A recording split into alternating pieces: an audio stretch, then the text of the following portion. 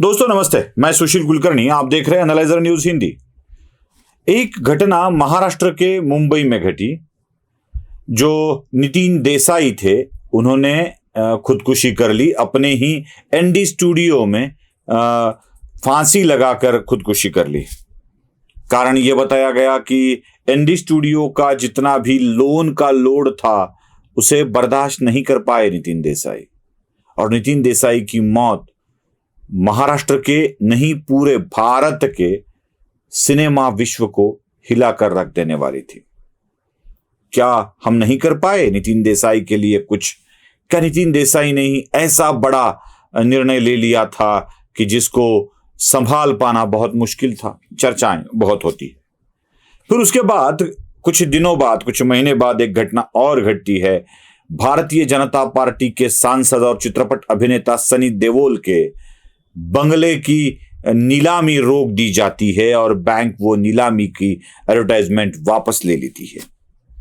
फिर चर्चा में मुद्दा आ जाता है कि क्या नितिन देसाई को बचाया नहीं गया और सनी देओल के लिए कुछ अलग निर्णय लिए गए। वैसा ही निर्णय नितिन देसाई के लिए लिया जा सकता था। नितिन देसाई के साथ किसने क्या किया, यह सारी बातें आने वाला समय सामने लाएगा। साथ ही साथ और एक घटना घट रही है जिसके ऊपर ध्यान देना आवश्यक है। 5 साल जेल में काटकर एक गृह प्रकल्प के निर्माता डीएस कुलकर्णी अब जेल के बाहर है। और क्या डीएसके भी नितिन देसाई के राह पर है? यही एक सवाल सबके मन में आ रहा है। मराठी में घराला घरपण देणारी माणसं ये स्लोगन चलाकर, टैगलाइन लेकर डीएसके ने अपने पूरे विश्व को खड़ा कर दिया था। कहा जाता है, बताया जाता है डीएसके के बारे में कि पुणे के सारस बाग में वो और उनकी पत्नी कुछ ऐसे सामान बेचती थी, चने फुटाने या गोलियां बेचती थी, जो बेचकर वो धीरे धीरे पुणे के या भारत के एक बड़े बिल्डर बने। डीएसके के होम प्रोजेक्ट्स केवल भारत में ही नहीं बल्कि पूरे विश्व में चल रहे थे। पुणे में अमेरिका के राष्ट्रपति ट्रंप टावर बनाते हैं और अमेरिका में जाकर डीएसके अपना टावर बनाते हैं। यह एक गौरवान्वित करने वाली बात थी। पता नहीं क्या हुआ, डीएसके के खिलाफ कंप्लेंट आने लगी और धीरे धीरे इन कंप्लेंट ने इतना गंभीर स्वरूप ले लिया कि डीएसके ने उनके इन्वेस्टर्स को फंसाया है, ऐसा आरोप किया जाने लगा। डीएसके के ऊपर शिकंजा कसा गया और डीएसके सलाखों के पीछे चले गए। क्या है ये पूरा मामला? और क्या इस गिरफ्तारी और डीएसके जमानत के छूट जाने के बाद भी क्या ये मामला खत्म हो गया है? यह जरा समझ लेना आवश्यक है। मुझे लगता है डीएसके भी नितिन देसाई के राह पर जा सकते हैं। क्या डीएसके ने कोई बड़ा फ्रॉड किया है? क्या उनका सरनेम कुलकर्णी है इसलिए यह किया जा रहा है? क्या कुछ अलग राजनीति वाले बातें हैं? डीएसके ने चुनाव में बीएसपी में जाकर चुनाव लड़ा था, क्या यह इसका कारण था? क्या यह राजनीतिक राइवली थी या और कुछ था? क्या फ्रॉड है? यह भी समझ लेना आवश्यक है। दोस्तों, डीएसके के कंपनी के ऊपर भिन्न भिन्न वित्तीय संस्थाओं के लगभग 1200 करोड़ रुपए के कर्ज है। 1200 करोड़ रुपए के कर्ज है। बस इतने ही कर्जों की बात पे खत्म नहीं होता है। डीएसके ने अपने ही फर्म में कुछ इन्वेस्टर्स की डिपॉजिट्स ले लिए जिसकी कुल कीमत है 800 करोड़ रुपए। मतलब फाइनेंस कंपनियों के 1200 करोड़ रुपए और 800 करोड़ रुपए प्राइवेट डिपॉजिट्स लिए गए। 2000 करोड़ रुपए डीएसके को चुकता करने थे लोगों के। मामला शुरू होता है इन्हीं 800 करोड़ के साथ। 32,000 इन्वेस्टर्स थे उसमें जिन्होंने अपने पैसा इन्वेस्ट किया था। 32,000 इन्वेस्टर्स, 800 करोड़ रुपए का डिपॉजिट्स उन्होंने लोगों से ले लिया था। इनमें से कुछ लोगों के पैसे जो डिपॉजिट्स मैच्योरिटी के बाद वापस करने थे वो वापस नहीं हो रहे थे, याद होगा आपको कि उस वक्त डीएसके का एक वीडियो चेक इशू करने के बारे में भी वायरल हो चुका था और तब से डीएसके का काउंटडाउन शुरू हो जाता है। फिर कंप्लेंट्स शुरू हो जाती है, फिर गिरफ्तारी होती है, डीएसके 5 साल के लिए अंदर चले जाते हैं। क्या 2000 करोड़ रुपए का कर्जा या उनकी लायबिलिटीज डीएसके पूरा कर पाएंगे? यही एक सवाल सबके मन में, और डीएसके की गिरफ्तारी के बाद ये सवाल सब सुलझ जाएंगे ऐसा लग रहा था।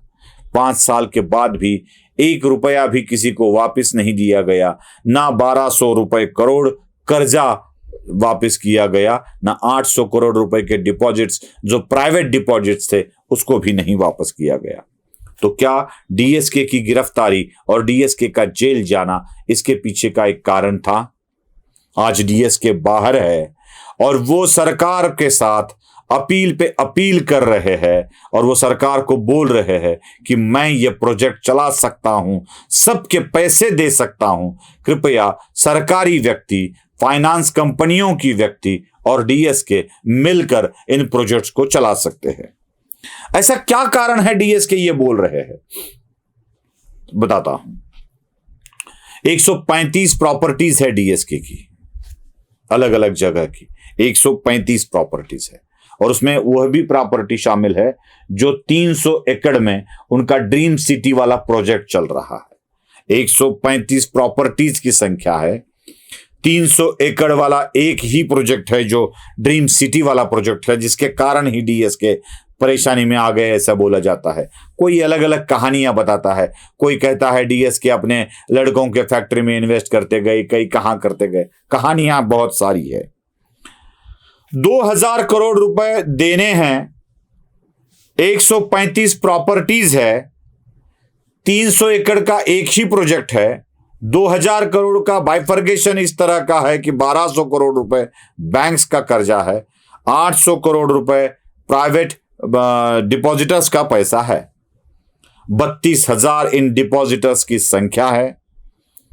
लगभग अगर 135 प्रॉपर्टी की बिक्री कीमत, मतलब मैं प्रॉपर्टीज की कीमत नहीं बोल रहा हूं, उनको डेवलप किया जाए और बेचा जाए, मतलब एक जगह है, एक प्रोजेक्ट आधा अधूरा खड़ा है, उसको पूरा किया जाए और बेचा जाए, तो उसका मूल्य होता है 22,000 करोड़ रुपए। कर्जा है 2000 करोड़ का, मतलब लायबिलिटीज है 2000 करोड़ की, और प्रॉपर्टीज को डेवलप करके बेचा जाए तो उसकी कीमत होती है 22,000 करोड़ रुपए। बात इतने पर ही नहीं रुकती है। अगर डीएसके के 135 प्रॉपर्टी का कुल मूल्य निकाला जाए तो वो होता है 8,000 करोड़ रुपए। मतलब ये ऐसी प्रॉपर्टियां भी बेच दी गई तो कर्जा, प्राइवेट डिपॉजिट सब देकर भी 6,000 करोड़ रुपए अतिरिक्त मिल सकते हैं। ऐसे जिस हालात में है उस हालात में ही बेचा जाए तो 6,000 रुपए मिल जाते हैं, और डेवलप करके बेचा जाए तो 20,000 करोड़ रुपए मिल सकते हैं। डीएसके फिर से एक बार इसी विश्व में खड़े हो सकते हैं। लेकिन हो क्या रहा है? जो भी कोई इस मामले को चला रहा है, देखिए 5 साल डीएसके अंदर रहे, 5 साल, ये कोई छोटा मोटा पीरियड नहीं होता है। क्या इन 5 सालों में 2000 करोड़ में से 2 करोड़ तो वापस किए गए? 2 करोड़ बिल्कुल नहीं। कर क्या रहे हैं? व्यवस्था क्या कर रही है? व्यवस्था यह कर रही है कि डीएसके की प्रॉपर्टी में से कुछ हिस्सा 826 करोड़ रुपए का पुणे के बिल्डर्स के समूह को दिया जा रहा है, जिसका मूल्य तय किया गया है 826 करोड़ रुपए। एक समूह को दिया जा रहा है और उस समूह को इस 826 करोड़ रुपए के मूल्य को चुकाने का समय 7 साल का दिया गया है। 7 साल का मतलब डिपॉजिटर्स को भी पैसे देने का तय हुआ तो भी यह रकम पूरी नहीं होती है और 7 साल में मिलेंगी।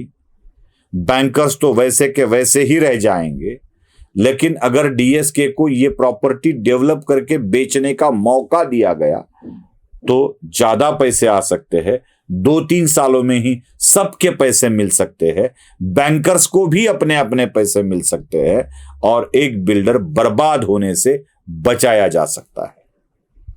हां, भले ही सरकारी एक आदमी उसके ऊपर कंट्रोलर के रूप में रहे, बैंकर्स के कुछ लोग उसमें कंट्रोलर्स के रूप में रहे, लेकिन एक बिल्डर को उद्ध्वस्त होने से बचाया जा सकता है। क्या यह सरकार सोच रही है? क्या इसके बारे में सरकार विचार करेगी? क्या डीएसके के बारे में सोचते वक्त केवल उनका सरनेम कुलकर्णी है, एक ब्राह्मण खड़ा होने की कोशिश कर रहा है, इसलिए डुबाया जाए, खत्म कर दो, बर्बाद कर दो, क्या यह विचारधारा है?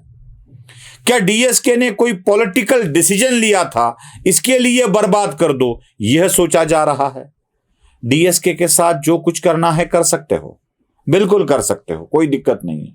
जिसको भी अपना राजकीय बदला लेना है वो ले सकता है, जिसको भी पैसे चाहिए वो और कुछ कर सकता है, लेकिन उन इन्वेस्टर्स का क्या जिन्होंने अपने कमाई के पैसे पसीना सींच कर उस पैसों को बचाया और डीएसके में इन्वेस्ट कर दिया? क्या यह आपकी व्यवस्था उन लोगों के पैसे वापस करके को देगी? क्या 826, 850, 900 करोड़ रुपए में भी अगर आप ये प्रोजेक्ट किसी बिल्डर्स के ग्रुप को हैंडओवर करते हैं तो क्या बैंक भी रिलीज होने वाले हैं इससे? बिल्कुल नहीं। तो इसके लिए डीएसके को क्या एक चांस दिया जा सकता है? क्या डीएसके इनसे उभर पाएंगे? क्या नितिन देसाई की तरह वो खुद को खत्म करने की कोशिश कर सकते हैं? इन बातों को सोचकर अगर डीएसके के इस विषय को जरा अलग नजरिए से देखा जाए तो बहुत मेहरबानी होगी उन लोगों के लिए जिनके पैसे इन प्रपोजल में अटके हुए हैं। नमस्ते।